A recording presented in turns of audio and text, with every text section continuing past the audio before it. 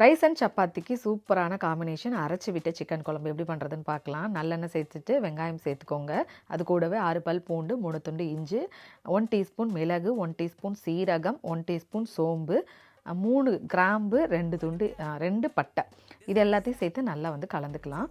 இது கூடவே ஒரு கொத்து கருவேப்பிலை சேர்த்துக்கலாம். இதையும் நல்லா வதக்கி விட்டுட்டு அது கூடவே துருவின தேங்காய் 1 கப்பு சேர்த்துருக்கேன். அதையும் வதக்கிக்கோங்க. அந்த தேங்காயில் உள்ள ஈரப்பதெல்லாம் போகிற வரைக்கும் லைட்டாக வதக்கி எடுத்துக்கலாம். நெக்ஸ்ட்டு ஒரு கடாயில் எண்ணெய் சேர்த்துட்டு பட்டை, கிராம்பு, ஏலக்காய், சோம்பு, கருவேப்பிலை சேர்த்து பொரிஞ்சதுக்கப்புறமா வெங்காயம் சேர்த்து வதக்கிக்கலாம். வெங்காயம் நல்லா வதங்கினதுக்கப்புறமா தக்காளி சேர்த்து வதக்கிக்கோங்க.